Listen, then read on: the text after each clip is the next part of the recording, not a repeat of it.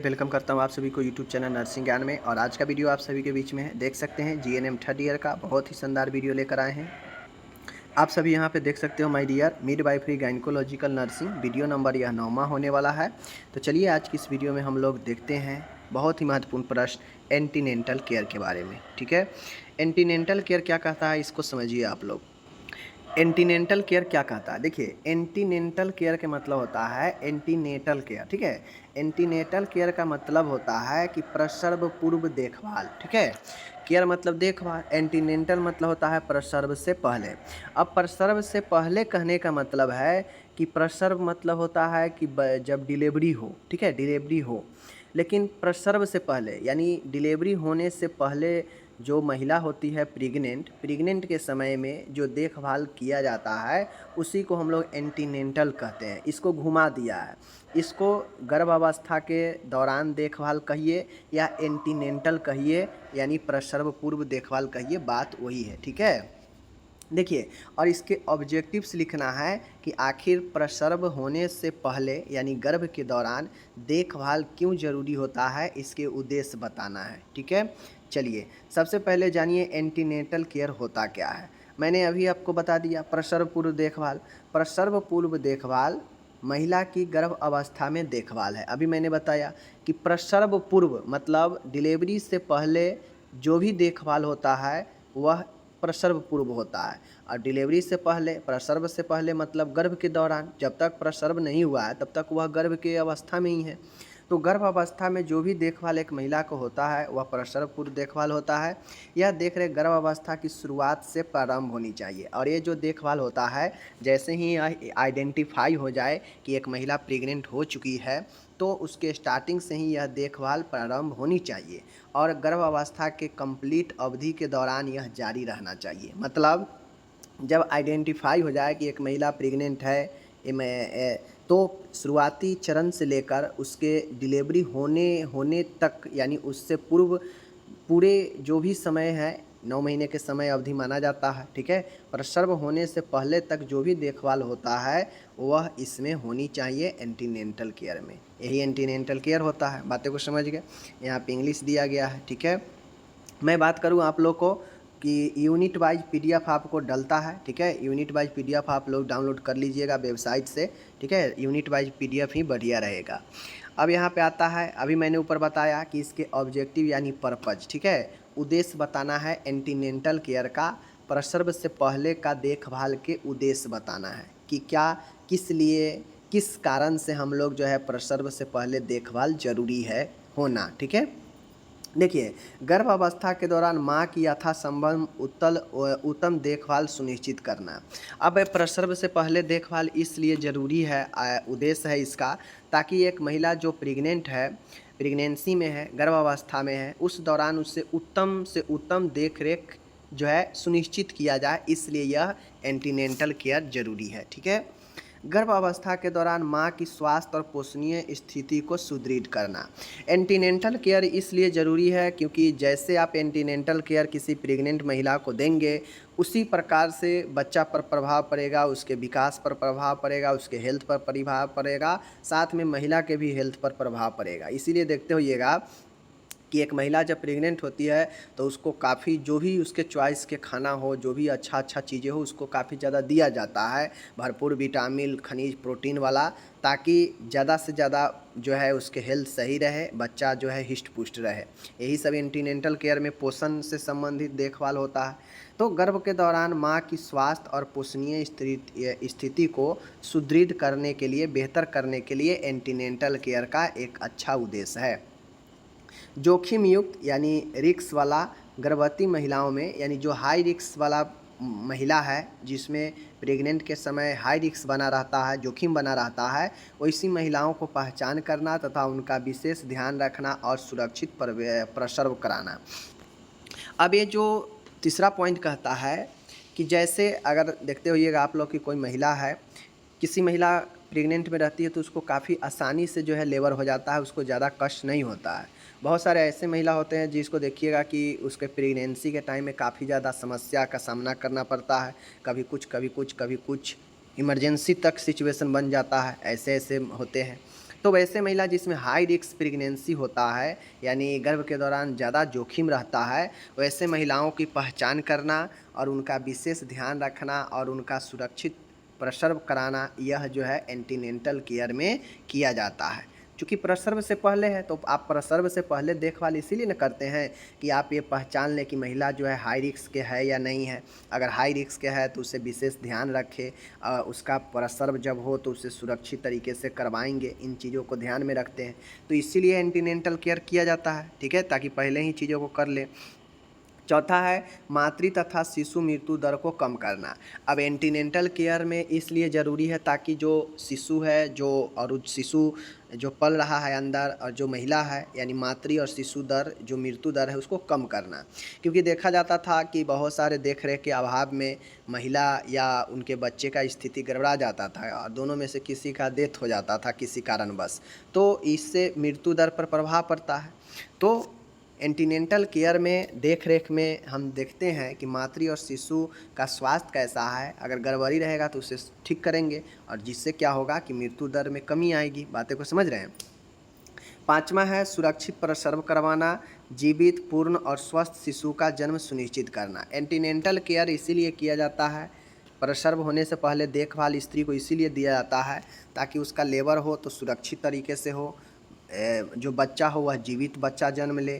Complete और स्वस्थ शिशु का जन्म सुनिश्चित करने के लिए यह एंटीनेंटल केयर जरूरी है। देखा जाता है कि बच्चा तो जन्म ले लिया है लेकिन बच्चा बीमार वाला है, ठीक है, बच्चा ठीक से जो है विकसित नहीं किया है, तो एंटीनेंटल केयर इसीलिए दिया जाता है ताकि महिला सुरक्षित तरीके से प्रसव महिला का हो सके, बच्चा जो है जीवित जन्म ले, कंप्लीट और एक स्वस्थ जो है बच्चा जो है जन्म ले। इससे सुनिश्चित जो है इसी एंटीनेंटल केयर के दौरान किया जाता है। ये सब उद्देश्य है इसका, ठीक है।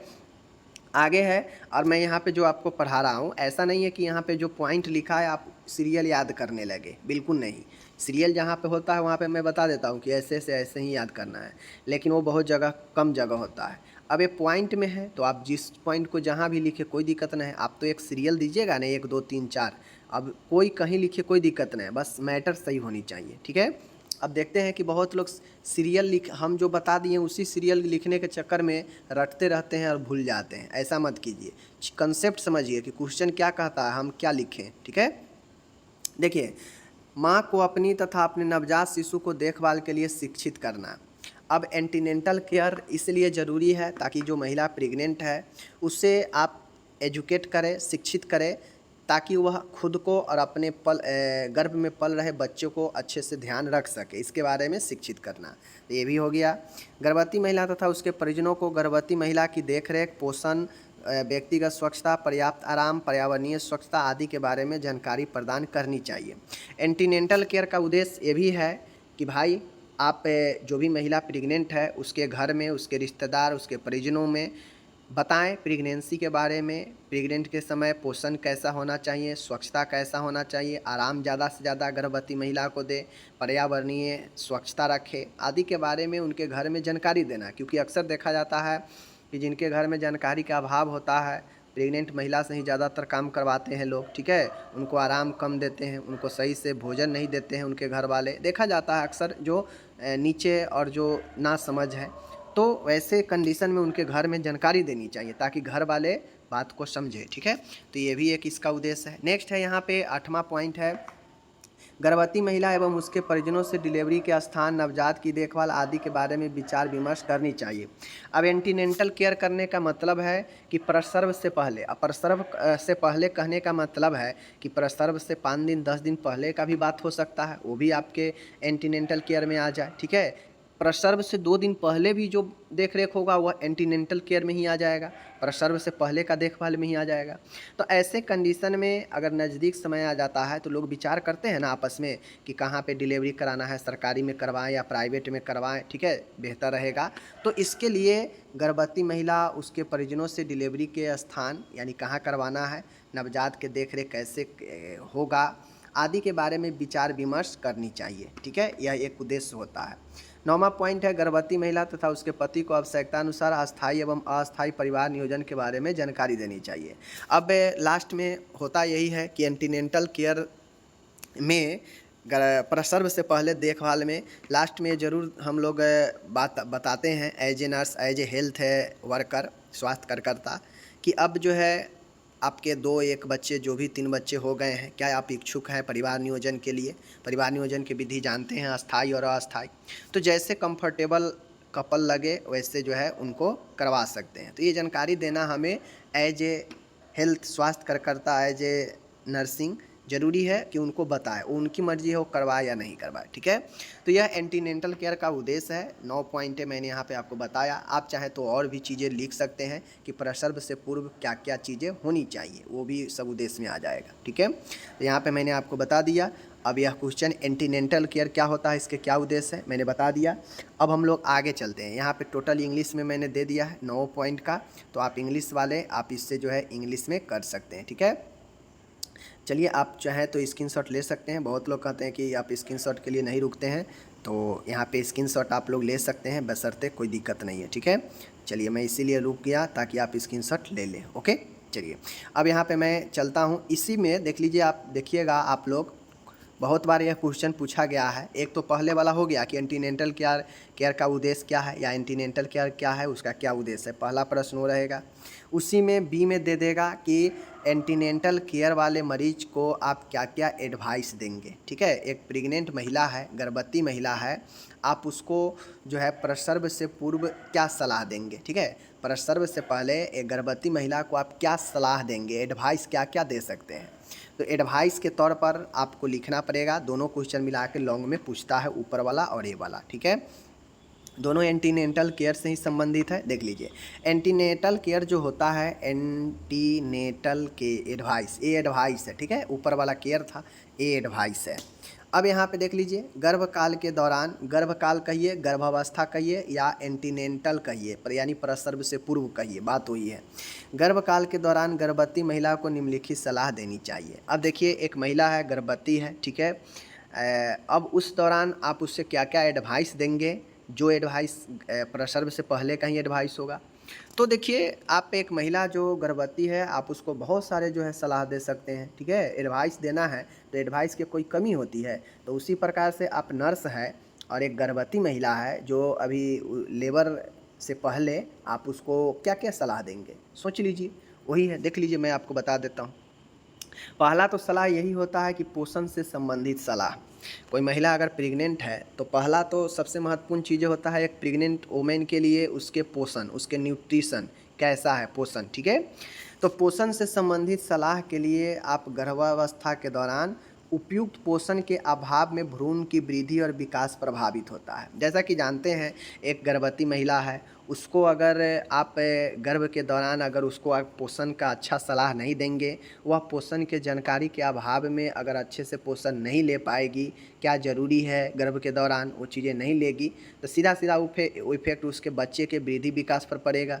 तो वही चीज़ें कहता है पोषण से संबंधित सलाह में, कि पोषण से गर्भ के दौरान उपयुक्त पोषण के अगर अभाव होता है, जो पोषण चाहिए अगर उसका अभाव है, तो उस अभाव में भ्रूण की वृद्धि और विकास प्रभावित होती है, इफेक्ट होगा ग्रोथ एंड डेवलपमेंट, जिससे भ्रूण कुपोषित हो सकता है। जिससे क्या होगा कि जो अंदर भ्रूण है वह कुपोषित होगा, जब उसके अकॉर्डिंग चीज़ें नहीं मिलेगा। तो इससे बचने के लिए गर्भवती महिला को पोषण से संबंधित निम्न सलाह देनी चाहिए। तो पोषण से संबंधित सलाह क्यों देते हैं, ताकि बच्चा हेल्थी रहे, साथ में महिला भी हेल्दी रहे, बच्चा कुपोषित ना हो, ठीक है, बच्चा का वृद्धि विकास प्रभावित ना हो, इसलिए उसे पोषण का सलाह देते हैं। अब पोषण के सलाह में ज़्यादातर आपको पता है कि विटामिन और लवण, खनिज, ये सब की ज़रूरत बहुत ज़्यादा होती है। तो विटामिन जैसे ए बी सी डी, ये सब विटामिन है। लवण में आप लोग को पता है कि बहुत सारे खनिज पदार्थ बॉडी में ज़रूरी है। देख लीजिए, विटामिन और लवण की जो पोषण में ज़रूरत है, गर्भकाल के दौरान भोजन में मुख्यतः हरी पत्तेदार सब्जियां, आयरन युक्त भोज्य पदार्थ, vitamin A B C D युक्त भोजन लेने की सलाह देनी चाहिए। अब आपको पता हो गया कि विटामिन और लवण कहाँ से मिलेगा, हरे पत्तेदार सब्जियां से, आयरन युक्त भोजन पदार्थ से, A B C D vitamin युक्त भोजन लेने की सलाह देनी चाहिए, जहाँ से विटामिन और लवण मिलेगा, ठीक है। विटामिन डी द्वारा अस्थियों का निर्माण होता है, अतः इसकी पूर्ति के लिए भोजन में दूध, दही, मछली, अंडा, पनीर यानी जितने भी डेयरी प्रोडक्ट है वह विटामिन डी आपको देता है भरपूर मात्रा में, तो उसको सम्मिलित करनी चाहिए। अब विटामिन डी क्या करता है, यह आपके हड्डी को मजबूत करता है, तो आपके बच्चे को भी मजबूती देगा। ठीक है, आगे है गर्भकाल में देख लीजिए, एनीमिया से बचने के लिए गर्भवती महिला को प्रतिदिन 5 से 10 mg की फॉलिक एसिड की आवश्यकता होती है। अब देखा जाता है अक्सर कि एक महिला है, प्रेग्नेंट है, तो उसके बॉडी में काफ़ी ब्लड की आवश्यकता ज़्यादा हो जाता है, उस दौरान उसे एनीमिया होने की खतरा रहता है और हो भी जाता है, शरीर में सूजन वगैरह देखते हुए हो जाता है। तो इस दौरान इसे बचने के लिए प्रतिदिन फॉलिक एसिड की गोली 5 से 10 mg मिलीग्राम में आवश्यकता होती है, तो जो आप सप्लीमेंट के थ्रू ले सकते हैं या दिलवा सकते हैं। ठीक है, ये सलाह दे सकते हैं। आगे है, इसकी पूर्ति के लिए आहार में हरे पत्तेदार सब्जियां, सीरियल्स, दालें आदि को शामिल करना चाहिए। ठीक है, एनीमिया से बचने के लिए आप हरे पत्तेदार सब्जियां, सीरियल्स, दालें आदि को भी शामिल कर सकते हैं। ठीक है, आगे है, गर्भ के दौरान महिला को प्रतिदिन 1000 से 1200 mg कैल्शियम की आवश्यकता होती है, जिसकी पूर्ति के लिए आहार में दूध और अंडों का उपयोग किया जा सकता है। ठीक है, साथ में विटामिन डी की सप्लीमेंट गोलियां भी आता है, तो वो भी ले सकती हैं। ठीक है, तो एक महिला को जो चीज़ें आयरन की, फॉलिक एसिड की, कैल्शियम की, ठीक है, इन सब चीज़ों की ज़रूरत गर्भ अवस्था में ज़्यादा हो जाता है। और ये सब चीज़ें जैसे विटामिन डी है, तो अगर भोजन में लेते हैं तो ज़्यादातर भोजन में डेयरी प्रोडक्ट शामिल कीजिए, विटामिन डी मिलेगा। ठीक है, उसके बाद आयरन के लिए पालक, हरे पत्तेदार सब्जियां, ये सब आपको, ठीक है। प्रोटीन लेना है तो दूध, दही, अंडे, मछली ये सब दीजिए। ठीक है ना, तो ये सब चीज़ें बॉडी में वृद्धि विकास में काफ़ी हेल्पफुल होता है और खनिज लवण भी यहीं से मिलता है। ओके, आगे है, गर्भवती महिला में आयरन की कमी से रक्ताल्पता होने की संभावना होती है। आयरन की कमी होता है प्रेगनेंसी के दौरान, इसीलिए आयरन का डोज बढ़ जाता है प्रेगनेंसी के दौरान। तो इससे बचने के लिए आप हरे पत्तेदार सब्जियां खिलाइए, फॉलिक एसिड की गोलियां दीजिए। ठीक है ना, तो ये सब चीज़ें करके आप खनिज लवण बॉडी में पूर्ति कर सकते हैं। और इन सब चीज़ों को एडवाइस देनी चाहिए कि आप कहाँ कहाँ से खनिज लवण ले सकते हैं। ठीक है, कहाँ से आप कैसे रक्ताल्पता की कमी को दूर कर सकते हैं गर्भ के दौरान। तो ये सब एडवाइस आप पोषण के लिए, आप उपयुक्त पोषण के लिए दे सकते हैं। ठीक है, ये हो गया। दूसरा पॉइंट है प्रसव पूर्व व्यायाम, आराम और कार्य। प्रसव के दौरान 3 चीज़ें महत्वपूर्ण हो जाता है। पोषण तो आपका महत्वपूर्ण एक भाग हो ही गया। दूसरा ये होता है कि प्रसव से पहले, डिलीवरी से पहले एंटीनेंटल केयर में यानी गर्भ के दौरान महिला को व्यायाम भी उतना ही ज़रूरी होता है, आराम भी उतना ही ज़रूरी होता है, कार्य भी उतना ही ज़रूरी होता है। देखते होइएगा बहुत महिला जो है डीएक्टिव हो जाती है। ठीक है, डीएक्टिव हो जाती है, न ज़्यादा वो चलेगी, न ज़्यादा एक्सरसाइज कर पाएगी, जिससे उसका जो दैनिक कार्य सही से नहीं हो पाता है। ठीक है, और उसके बच्चे को भी जो है हेल्थ इशू हो सकते हैं। तो एक प्रसव से पहले व्यायाम भी उतना ही ज़रूरी है, साथ में उसको आराम भी उतना ही ज़रूरी है, और कार्य कितना करना चाहिए, कितना नहीं करना चाहिए, इस पर ध्यान देना चाहिए। तो ये सब सलाह आपको प्रसव से पहले देना पड़ता है, ताकि गर्भ के दौरान अच्छे से महिला जो है अपना मेंटेन कर सके। गर्भकाल में यानी गर्भ अवस्था में गर्भवती महिला को अच्छे स्वास्थ्य के लिए पर्याप्त आराम करनी चाहिए। ठीक है, एक महिला प्रेग्नेंट है, उसको अच्छे से अच्छे लाभ लेने के लिए आराम बहुत महत्वपूर्ण होता है। गर्भवती महिला को कम से कम 8 घंटे नींद लेनी चाहिए। एक महिला प्रेग्नेंट है, उससे अन्य बीमारियों से बचने के लिए कम से कम 8 घंटे की नींद लेनी चाहिए। ओके, अब यहाँ पे देख लीजिए, जैसा कि हम लोग देखे हैं आराम, व्यायाम और कार्य, 3 चीज़ें। तो व्यायाम और आराम, एक महिला गर्भ अवस्था के दौरान व्यायाम और आराम दोनों ही अत्यधिक महत्वपूर्ण होता है। एक महिला के लिए आप एंटीनेंटल केयर में एडवाइस देते हैं कि आपको आराम और व्यायाम पर ज़्यादा ध्यान देनी चाहिए। तो यह क्यों? क्योंकि एक महिला के लिए काफ़ी ज़्यादा महत्वपूर्ण ये होता है। गर्भवती महिला को चिकित्सा की सलाह से हल्के व्यायाम करनी चाहिए। ठीक है, अब ऐसे नहीं है कि बहुत भारी भारी व्यायाम करना ज़रूरी है, आप चाहें तो हल्के फुल्के व्यायाम कर सकते हैं, करना चाहिए एक महिला को। और व्यायाम और आराम दोनों काफ़ी महत्वपूर्ण होता है। दूसरा है शारीरिक स्वच्छता। शारीरिक स्वच्छता कहने का मतलब है कि एक महिला को गर्भ अवस्था के दौरान त्वचा की देखरेख, मुख गुहा का विशेष ध्यान रखनी चाहिए, क्योंकि इस समय बहुत ज़्यादा जो है महिला अपने बॉडी के प्रति उतना देखभाल नहीं करती है, जो कि एक गलत चीज़ है। ये सलाह देनी चाहिए कि आप अपने आप को स्वच्छ रखें, मुंह को त्वचा को, ये सबको फ्रेश रखें, ठीक है। साथ में शारीरिक स्वच्छता को अगर आप अच्छे से बनाना चाहते हैं तो सूती तथा ढीले वस्त्र पहनने चाहिए। आपको सलाह देना पड़ेगा कि आप अच्छे से ढीले सूती वस्त्र पहन के रहें, ठीक है। स्नान के दौरान स्तनों की सफाई विशेष ध्यान रखना चाहिए, निपल को सूखने से बचाना चाहिए, समझ गए। ये सब चीज़ों को ध्यान रखना चाहिए। और तीसरा है स्वास्थ्य शिक्षा, ठीक है, इसी में है, सब दूसरे पॉइंट में है स्वास्थ्य शिक्षा। स्वास्थ्य शिक्षा यह देखिए, अब ये दूसरे के अंदर में हम ABC बता दिए। अब चाहे तो आप इसको अलग अलग पॉइंट भी बना सकते हैं, 2 के बाद इसे 3, 4, 5, 6 आप इसे अलग भी कर सकते हैं, कोई दिक्कत नहीं है। स्वास्थ्य शिक्षा भी एक जो है आपका एडवाइस ही होगा, शारीरिक स्वच्छता भी एक एडवाइस ही होगा, आराम और व्यायाम ये भी एक आपका जो है एडवाइस ही है। तो सबके अलग अलग भी पॉइंट कर सकते हैं, कोई दिक्कत, हम 2 के अंदर में ही ABC कर दिए हैं, ठीक है। स्वास्थ्य शिक्षा, गर्भकाल के दौरान होने वाली चिंता को कम करने के लिए गर्भवती महिला को चिकित्सा को कब सूचित करना चाहिए, जानकारी होनी चाहिए। देखिए, स्वास्थ्य शिक्षा कहने का मतलब है कि एक गर्भ के दौरान, गर्भकाल के दौरान बहुत सारे जो है एंजाइटी, टेंशन, चिंता महिला को होते रहता है, ठीक है। उसके अपने बच्चों के लेकर, उसके अपने स्वास्थ्य को लेकर, उसके डिलीवरी होने को लेकर बहुत सारे टेंशन, चिंता सताने लगता है। तो एक महिला को आपको स्वास्थ्य शिक्षा देनी चाहिए। किस किस कंडीशन में क्या क्या आप हेल्थ एजुकेशन देंगे, चलिए बताते हैं।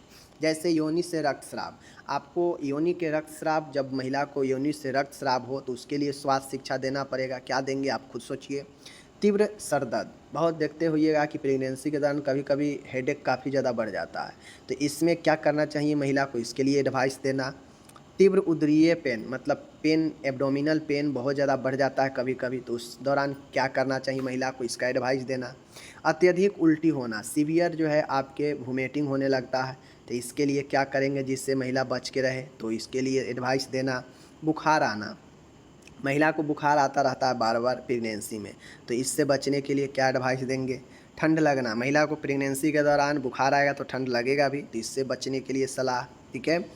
मूत्र विसर्जन के दौरान पीड़ा, एक महिला को मूत्र के त्यागते समय जो है समस्या आता है, तो इसमें जो है आपको एडवाइस देना पड़ेगा कि क्या क्या आप देंगे, ठीक है। इन लक्षणों के पाए जाने पर तुरंत चिकित्सक को सूचित करें। अगर ऊपर वाला जो लक्षण है, इनमें से कोई भी लक्षण अगर मिले तो डॉक्टर से संपर्क जरूर करना चाहिए। और ऐसे भी जो है आपके प्रेगनेंसी के दौरान डॉक्टर से संपर्क ज़्यादा बढ़ जाता है, ताकि हेल्थ इशू होने पर तुरंत जो है डॉक्टर से बात कर सके। तो अगर इन सब में कोई लक्षण दिखता है तो अपने डॉक्टर से ज़रूर एडवाइस लेनी चाहिए। तो ये चीज़ें स्वास्थ्य शिक्षा हो गया, मैंने बता दिया कि स्वास्थ्य शिक्षा में कब क्या करना चाहिए, वो देख लीजिएगा। तीसरा है यहाँ पे, अगर आप सीरियल करते हैं तो आप अपने हिसाब से सीरियल कर लीजिएगा, मैं यहाँ पे 2 के बाद तीसरा कर रहा हूँ। मानसिक सहारा देना, एक महिला को गर्भ के दौरान मानसिक सहारा, मेंटल हेल्प करना काफ़ी महत्वपूर्ण हो जाता है। गर्भवती महिला को बच्चे से संबंधित कई शंकाएं और भय होता है। जब महिला के 9 महीने जब महिला अपने गर्भ में बच्चे को रखती है, एक माँ अपने बच्चे को जब 9 महीने गर्भ में रखती है तो उसे बहुत सारे अपने बच्चे को लेकर जो है शंका, भय बना रहता है। कैसे होगा, क्या होगा, मेरा बच्चा अंदर कैसा है, बाहर आएगा तो फिर कैसा रहेगा, ठीक है ना, तमाम ऐसे। नर्स को गर्भवती महिला के सभी प्रश्नों को संतुष्टिपूर्वक उत्तर देना चाहिए तथा उसकी सभी जिज्ञासा को आराम से समय देकर सुनना तथा दूर करना चाहिए। एक महिला नर्स है, ठीक है, गर्भवती एक नर्स है, नर्स महिला को सभी सवालों को अच्छे से जवाब देना चाहिए, घबराना नहीं चाहिए। मेंटल हेल्प कर रहे हैं आप, ठीक है, उसकी जो भी अंदर से डिजायर, जिज्ञासा है उसका, उसे आराम से सुनिए और उससे धैर्यपूर्वक जवाब दीजिए, ठीक है। क्योंकि महिला प्रेगनेंसी से रिलेटेड आपसे खुल के बातें कर सकते हैं, ठीक है, उस समय भय महिला को बना रहता है। तो ये सारे चीज़ें हैं, बाकी वो चीज़ें मैंने आपको बता दिया। अब यहाँ पे ये सारे चीज़ें हो गया, आपको मैंने बहुत सारे पॉइंट पढ़ा दिया, बट उसे मैं 3 पॉइंट में ही मैं उसको लपेट लिया, क्योंकि दो में ही तो 3 पॉइंट था दूसरे में ही। तो ये सारा चीज़ें हैं, मैंने बता दिया। एंटीनेंटल एडवाइस मैंने बता दिया, प्रसव से पूर्व क्या क्या सलाह देंगे, पोषण का सलाह देंगे, शारीरिक स्वच्छता का, स्वास्थ्य शिक्षा का, ठीक है, उसके बाद व्यायाम और कार्य का, उसके बाद मेंटल हेल्थ का, इस सब का एडवाइस जो है आप उसको देंगे, ओके। अब आता है बात कि भाई हमें जो सलाह दे रहे हैं, एंटीनेंटल एडवाइस जो हम दे रहे हैं, प्रसव से पहले जो एडवाइस महिला को दे रहे हैं, हम ये क्यों दे रहे हैं, इसकी क्या आवश्यकता है, इसकी क्या उद्देश्य है कि हम यह सलाह जो है दे रहे हैं। चलिए देख लेते हैं क्या कारण है कि हम देते हैं। तो एक गर्भवती महिला को स्वास्थ्य की देखभाल, एक बेहतर स्वास्थ्य की देखभाल के लिए आप उससे सलाह देते हैं। गर्भ के काल के दौरान होने वाले रोगों की शुरुआती अवस्था में पता लगाना तथा उनका उपचार करना। अब एंटीनेंटल केयर का एडवाइस हम इसलिए देते हैं ताकि शुरुआती अवस्था में ही कोई बीमारी, कोई समस्या का पता चल जाए महिला में, तो उससे पहले हम लोग जो प्रेगनेंसी आगे धीरे धीरे जो बढ़ेगी उससे पहले ही हम उससे जो है अपना काबू कर ले। ठीक है। गर्भवती महिला प्रसव काल के दौरान स्वयं की पर्याप्त देखभाल। अब एंटीनेंटल एडवाइस इसलिए ज़रूरी है ताकि जो महिला है खुद का भी अच्छे से देखभाल कर सके। गर्भवती महिला की प्रसव पूर्व देखभाल करना, उसे टिटनस का टीका लगाना, उसे कम से कम 3 एंटीनेंटल जांच के लिए प्रेरित करना। अब जो गर्भवती महिला है आपको पता होना चाहिए कि गर्भवती महिला को प्रसव से पूरा अच्छे से देखभाल हो। ठीक है। उसे टीका लगे, कम से कम 3 प्रसव से पहले 3 जांच हो। इन सब चीज़ों के लिए एंटीनेंटल एडवाइस ज़रूरी है। अधिक गंभीर केस का पता लगाना व रेफ़र करना। एंटीनेंटल केयर से ये भी पता लगता है कि गंभीर केस है तो उसे कैसे रेफ़र आगे करना है।